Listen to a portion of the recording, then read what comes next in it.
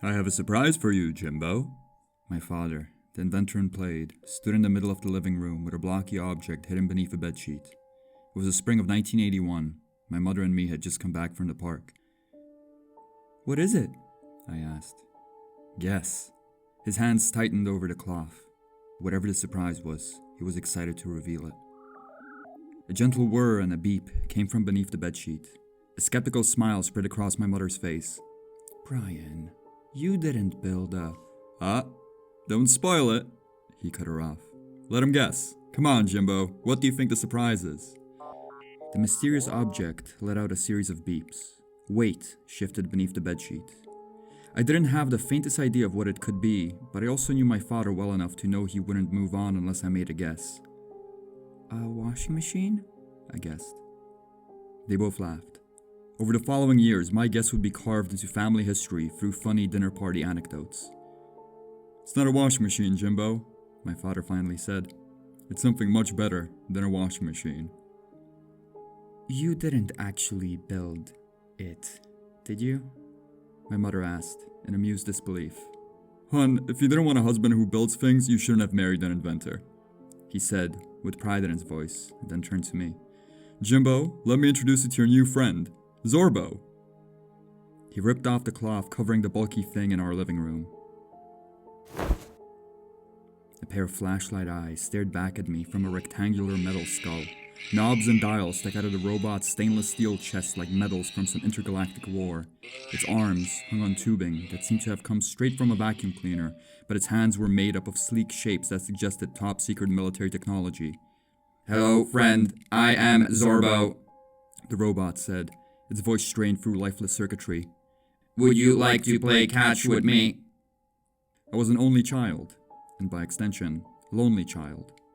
For years I begged my parents for a younger brother or sister, but the medication that my mother was on made the idea of another pregnancy far too dangerous.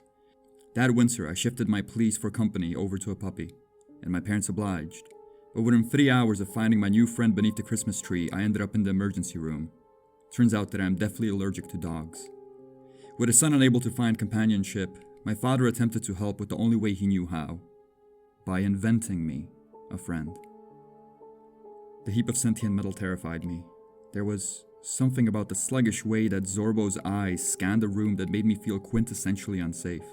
But I knew that if I rejected my father's gift, that would break the man's heart. After the initial fear of the robot passed, our little family went outside and played catch with Zorbo. Soon enough, word about Zorbo got around the neighborhood. You could have made an 80s sitcom about us. We were the family living in suburbia with a zany robot. Except Zorbo wasn't very zany. At first he was the equivalent of a particularly friendly Roomba who could throw around a baseball, but as time went on, and as my mother got sicker, Zorbo's skill set expanded.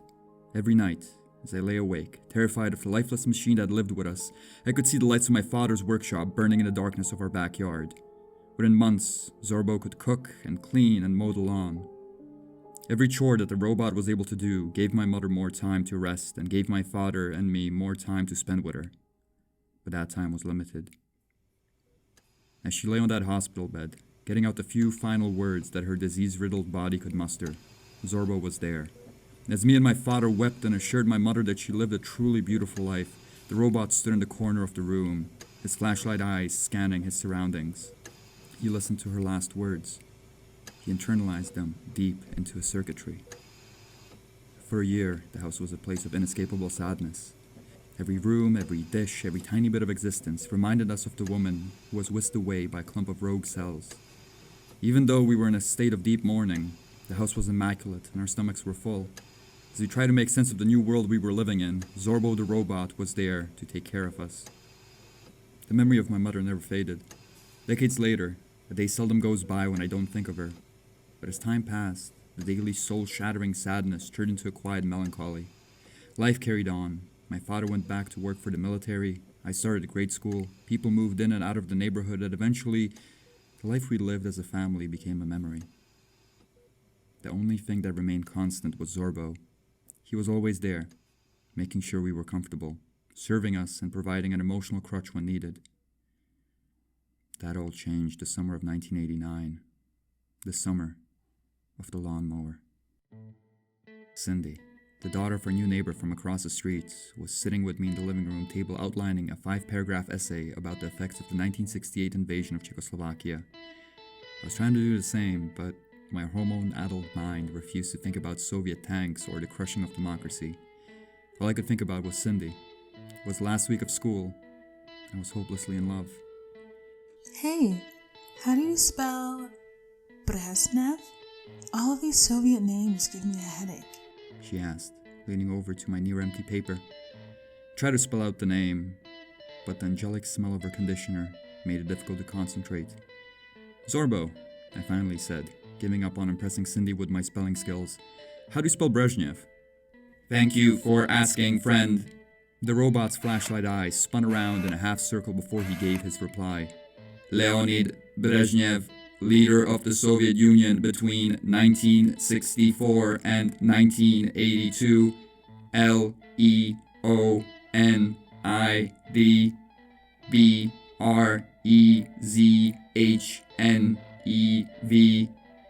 Thank you, Zorbo, Cindy said. You are welcome, friend, Zorbo replied. Would you like more spelling help? No, thank you, Zorbo, I mumbled. Cindy thought my robot was really neat. And even though my metal house guest still made me uncomfortable, I was starting to embrace the benefits of having a sentient machine full of knowledge whirring around the house. Don't talk too much about the Soviets with Zorbo, kids. Things might get personal, my father said, emerging from the kitchen with a sandwich so precisely cut that it could only have come from a machine. He's part Russian. I mean, most of his circuitry is Japanese, but our metal friend here might still get a bit offended if you don't toe the Kremlin political line. Cindy's laugh was like a symphony of angels enjoying a wholesome joke. I'll be sure to keep the poly bro in mind when talking to Zorbo, Mr. Karpek, she said. Pull to burrow, eh? My father was impressed. Smart one right there, Jimbo. Hold on to her. She can teach you a thing or two. I wanted to hold on to her. Oh God, how I wanted to hold on to her. I wanted to surrender myself to the teen goddess and scream my undying love to Cindy through my crackling voice cords. But instead I just blushed. My father stifled a grin and changed the topic. By the way, Cindy, send your pops my regards about the new lawnmower. Beauty of a machine he's got there. If we didn't have Zorbo here cutting our grass, I'd be hounding him for the name of the salesman. My father gave Zorbo a friendly pat on his tubular arm and then turned to me. Seen the neighbor's lawnmower yet, Jimbo? I shook my head. She's a beaut. He kissed the tips of his fingers like the Italian chefs do on TV. I'll pass on the compliments, Mr. Karpek, Cindy said, smiling a smile that could turn Tiananmen Square into Woodstock. I'll actually do so right now. Essay is just about done. Thanks for the spelling help, Zorbo. You are welcome, friend. I left my unfinished essay behind and followed Cindy to the edge of my front lawn. I had hoped that at some point during the 30-second walk, a burst of bravery would manifest in my chest and I would tell her how I feel. But it didn't. It never did. I just stood behind our white picket fence, watching my one true love skip across the street. Hey, Jim, Cindy's dad yelled as he mowed his lawn. Say hi to your old man for me, will ya? Sure thing, Mr. Clark, I yelled back. Also, my dad sends his compliments about your lawnmower. Mr. Clark's old machine was a rustling, gas-guzzling beast. Whenever his front lawn was getting a trim, the entire neighborhood would be alerted to the groundskeeping with a jagged metallic screech. But that was no longer the case. The new lawnmower was a tool of sleek metallic shapes and blinking lights that let out nothing but a soft hum as it cut through the grass. Thanks, Jim. She's a beaut, ain't she? Cindy's dad said before returning to the mowing. I never inherited a fascination with machines that my father had, but watching that lawnmower work away at the greenery, I couldn't help but recognize a hint of hypnotizing aesthetics. Looking at the calculated metallic body of the machine made me feel like I was living in the 21st century. The future had arrived in suburbia. Hello, friend, an inhuman voice next to me said. What is that? That's a lawnmower, I replied, uncomfortable at the idea of how quietly Zorbo could move when he wanted to. Lawnmower, Zorbo said with an unusual softness in his jagged speech. Beautiful lawnmower. Yeah, I said. Beautiful lawnmower. My father seldom cooked, but when he did, he would deliver a symphony of spices that would make you eat yourself into a food coma. Even Zorbo, with all of his circuitry and mechanical precision, couldn't replicate the mouth-watering flavor of my father's bolognese. Yet as delicious as dinner was that night, I couldn't bring myself to enjoy the spaghetti. Instead of letting my mind drift away on the gentle notes of paprika, I was tied down to reality by my frustrated teenage heart.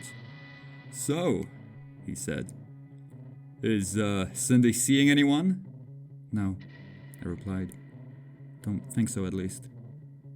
He swallowed another forkful of pasta, and then, with his mouth still full, as if it was a matter of no importance, he asked the question that had been festering in the back of my head for the past 3 months. "You gonna ask her out?" The butterflies in my stomach informed me that I wouldn't be eating any more that night. "I don't know," I said. "I'm scared she'll say no." "It doesn't matter, Jimbo. You're 14, my father told me. "If she says no, you won't remember it in a couple of years. What you will remember forever is not asking." I was a teen. My perception of time barely reached past the end of summer break. Yet for a split second I imagined myself at 40, my hairline thinning like my dad's, eating spaghetti with a child of my own. "But I'm nervous. What if she says no?" I finally asked. "You'll survive," he said. "I was nervous when I first asked out your mom, and it worked out fine." He smiled as he said it, but as soon as he mentioned her, his eyes dimmed. It had been years since she had passed, but certain memories stay as sharp as the day they were forged. We were sitting in the living room, eating spicy spaghetti, but really, we were both back in that hospital room, sitting by the frail body of the woman who once made my father nervous. "Where's Zorbo?" He brought the conversation back to reality. "Zorbo, where are you?" At dinner time, Zorbo would usually be in the kitchen, quietly whirring to himself, waiting for dishes to wash up. But that night the robot wasn't anywhere to be found. We searched all across the house, but our electric servant was gone. It wasn't until a chance glance out of the window that I saw him. The moon softly reflected off his metallic body. His flashlight eyes hovered beams of red into the night. Zorbo was staring at Cindy's house. "Beautiful lawnmower." His voice was different. It was as if a roughness had been chipped away, as if somewhere within his wiry viscera a hint of emotion existed.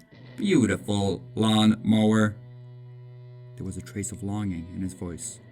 "Huh," my father said. "Looks like someone's blown a fuse. Come here, Zorbo. We'll take you up to the garage and figure out what's up."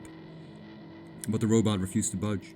It wasn't until my father pulled his tube arms towards the workshop that Zorbo relented and started to move. But even as Zorbo's blinking body moved away from the street, his head remained turned.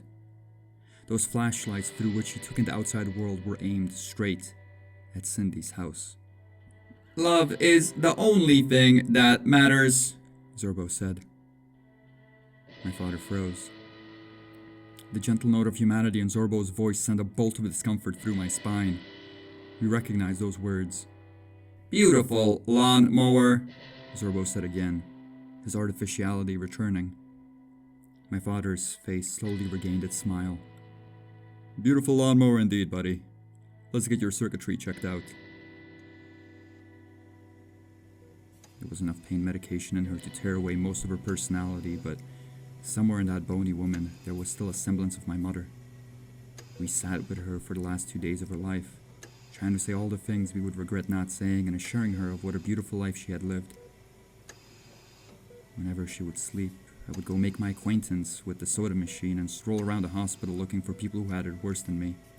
My father talked extensively to whoever would listen about the machines his wife was hooked up to. Zorbo stood in the back of the room. He never moved an inch until the hour when she died. It was as if he could tell that the life was seeping out of her, as if the machines that were keeping her alive had told him that she was moving on. As we listened to my mother's final attempts at speaking, Zorbo slid behind us. We stood vigil as a family. "Love is the only thing that matters," she said. Zorbo softly whirred next to us as she died. That night I sat with the memories and tried to make sense of everything. I saw my mom again. I felt the heat in my chest when I thought about Cindy.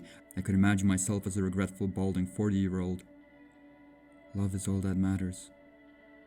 Outside, my father tinkered away in the garage, trying to wipe Zorbo's circuit of the notion of love, but in my bedroom, a fire of teenage passion was burning. I fell asleep, trying to compose a monologue that would make Cindy swoon. Hey, were we meant to write a summary of the chapter, or just until page 48? She asked. I had no idea what she was talking about. All I knew was that we were sitting in our living room, and I was about to tell her. I really like you, I blurted out. Like, as a person, Cindy, I think you're pretty cool, but also I like you as, like, a romantic partner. Like, I think you're cute, and I think about you all the time. I like you. I'm sorry. It came out of me like a rushing waterfall, but my face felt like it was the surface of the sun. Her confused look turned up the heat. Her eyes kept on fluttering. For a split second, she looked a bit like Zorbo if you ever asked him what time it was. I'm sorry too, because, I like you as a friend, but yeah. No. I stared down at my textbook. Leonid Brezhnev was staring at me from the page. I should go, She whispered. I'll walk you out, I said, immediately biting into my cheek. The walk to the edge of my yard couldn't have taken longer than 30 seconds, but as we quietly made our way out of the house, I aged a decade. My mind was wholly consumed by the sting of rejection, the tragedy of it, the unfairness of it. I was a little boy getting an allergic reaction to a Christmas puppy again, but this time, instead of a rash on my skin, there was a rash on my heart. I walked past Zorbo without looking at him. From the whirring of his hand blades, I presumed that he was just mowing the lawn. She didn't say anything. Cindy just walked across the street and passed her front door without a single glance back. Sure, she apologized a week later. And a couple months down the line, I was awestruck with someone else. But in that moment, in that searing moment, my world was on fire.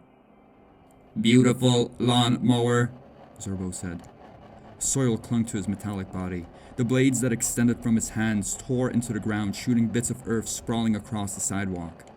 He stared across the street with the same longing I had in my soul. Love is the only thing that matters. Yeah, I said, as I shuffled off to my room to mope. My father found Zorbo shortly before the sunset. He walked out calling for the robot about the dirty dishes that had gathered in the sink, but as soon as my father saw his creation digging into the ground, his tone changed. He spoke to him in calm, soothing words. The robot had been working like precise clockwork since the day that he was constructed. My father was worried to see his creation descend into glitch-filled madness. I knew I should have told him as soon as I found the malfunctioning robot, but there were more pressing things on my mind. As my father rolled Zorbo into his workshop, my love for Cindy consumed me. The life we could have had if I had just waited, if I had phrased my confession of love differently. Snapshots of an alternate reality burned in my mind like an angry film reel. The visions in my head grew sharper. I didn't just get rejected by some teenage girl, I got rejected by my future wife. Images of me proposing, of us having our first child, of me sitting by her hospital bed as she died of old age. They squirmed through my mind, accompanied by a booming replay of the couple dozen words with which I wiped them from the future. I was 100% sure I had reached my first lifelong regret. I writhed with mental discomfort until I couldn't be alone. The lights were on in my father's workshop. Dad? I asked, standing in the door. Hey Jimbo, sorry, gonna skip dinner tonight. Think there should still be some bolognese in the fridge though, he said, not looking away from his work. My father's workshop was always a mess of disparate electronics and scattered tools, but that night, all other projects were cleared away to make room for Zorbo. A robotic family member lay on the wooden table, his sleek metal skin removed, revealing a chaotic mess of wires and computer chips. Was Zorbo acting any different when you came back home from school? He asked, while digging out a stack of microchips from behind the robot's eyes with a screwdriver. Yeah, he, was digging a hole in the front yard. Alright, well... My father buried the frustration in his voice with a sigh. Next time you see him doing something weird, please tell me, alright, Jim? Zorbo's inner workings are very fragile. If something is wrong, it needs to be fixed. I don't want to lose him to some loose wiring. Sorry, Dad, I said.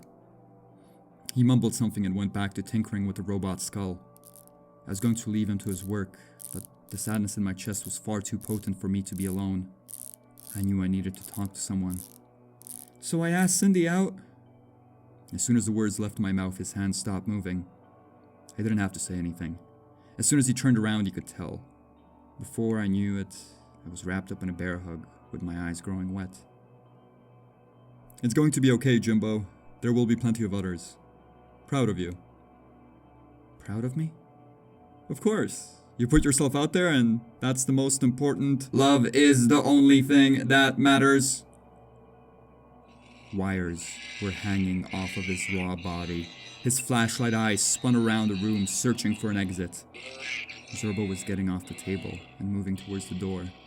Beautiful lawnmower, he gargled through a partially dismantled voice box. Zorbo? My father let go of me and walked up to the staggering mess of electronics. Where are you going, Zorbo? Love is the only thing that matters, Zorbo said, shuffling his way past my father. Beautiful lawnmower. Now, Zorbo, my father said, grabbing Zorbo's arm slightly above the mud-caked blades. I think you need to lie down for a bit. There's something wrong with you and... Beautiful lawnmower, Zorbo boomed as he ripped free of my father's grip. Love is the only thing that matters. He continued walking out of the garage, each step filled with crackling defiance. Zorbo, you stop right this instant, my father yelled in a tone that was only familiar to me from early childhood. If you keep on behaving like this, I will shut you off. The robot's body froze mid-step. He didn't turn around, but his head did. You want to stop Zorbo from love? My father gently pushed me aside, placing me away from the disobedient robot. Zorbo, he said, his voice growing cold. Come back here and lie down on the table. The beams of light focused on my father. The wiring of Zorbo's body twisted and turned until they were face to face.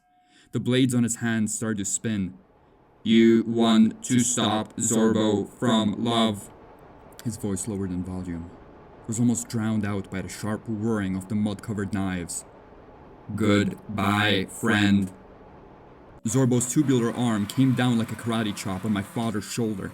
Hot blood splashed all over my face. Pain screams filled my ears. The blades cut through my father's skin like butter. I could hear the crackling of bones breaking. Through my father's throat-tearing agony, I could hear a single word come through. Run! He wanted his only child to get away from the robot that was sawing at his arm. He wanted me to survive. But I couldn't move an inch. I just stood there, pressed up against the tool cabinet, watching my father be murdered by a robot. I could see myself running across the street to Cindy's house. I could see myself trying to explain to the police that an unhinged robot killed my dad. I could see myself standing at my father's funeral, watching the dirt over his casket solidify my status as an orphan. But I would never actually see my father's funeral.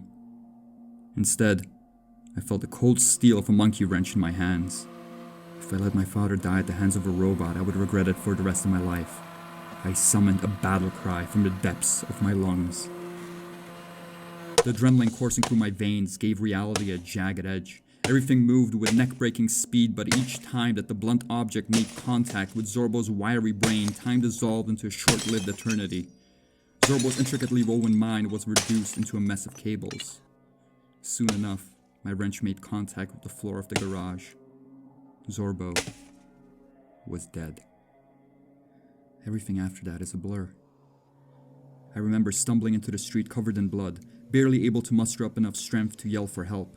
I remember Mr. Clark holding down a torn shirt over the geyser of blood that was streaming out of my father's shoulder. I remember sitting in the back of an ambulance watching my father linger on the edge of life. For 2 days, I survived on a diet of pop and chocolate from a familiar vending machine. He lost a lot of blood. Even at 14, I could sense that the doctors were preparing me for the worst.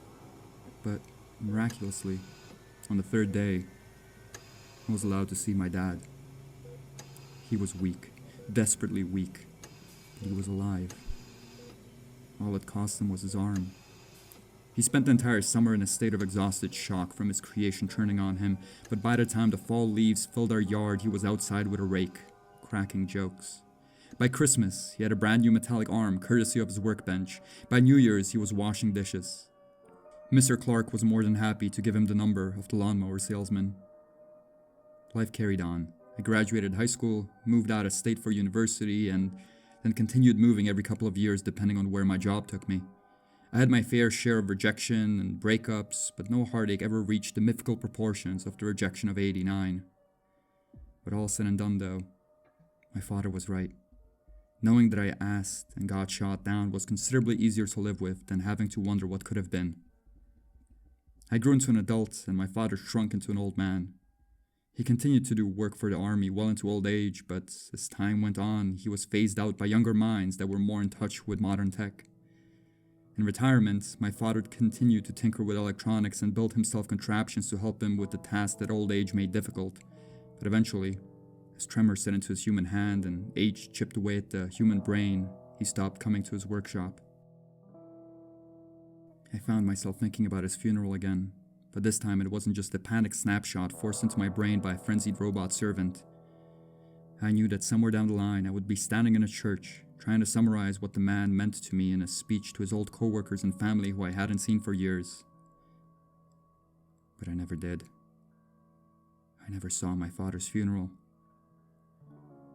The fact that I belong to a whole generation of people who were robbed of a funeral makes the pain sting less. There were plenty of other children of the 80s who lost their parents during the pandemic of 2020, who didn't have weekly Skype calls with their fathers, who had unresolved issues, who had fallen out of touch. But knowing that I'm not the only one who lost a parent during the corona outbreak only lessens the pain slightly. The thought of him dying alone, feverish, connected to a respirator he could have built in his workshop, it still cuts into my heart with a fiery force. By the time I was able to travel back to my hometown, the house had been empty for months. I walked through the rooms and wept as the memories washed over me. Even though I was filled with sorrow, there was a catharsis to it all. The two people who had brought me into the world were gone, but they gave me the tools to survive in it. They shaped the person who mourned them. Each room was filled with evidence that I was loved. And I have it on good authority that love is important. But my father's workshop was different. When I turned on the lights, I wasn't reminded of the afternoons I spent keeping my father company while he worked on his project, or of all the toys that my father built me when I was a kid. No, there were no memories at all. All I could focus on was the object hidden beneath the bedsheet in the center of the room. A part of me wanted to turn around and go back in the house and leave my father's final project a mystery. But I knew myself well enough to know that the question of what was hidden beneath that bedsheet would steal sleep away from me forever if I didn't check. I gripped my hand around the cloth and pulled. It was the same lawnmower that Mr. Clark had in the 80s. Its over-the-top impression of the future seemed nearly comical by modern standards, but there was something attached to its sleek metallic frame that chilled me to my middle-aged core. 2 red flashlights focused on me. Love is the most important thing, Zerbo's voice box whispered out of the core of the machine. Beautiful lawnmower.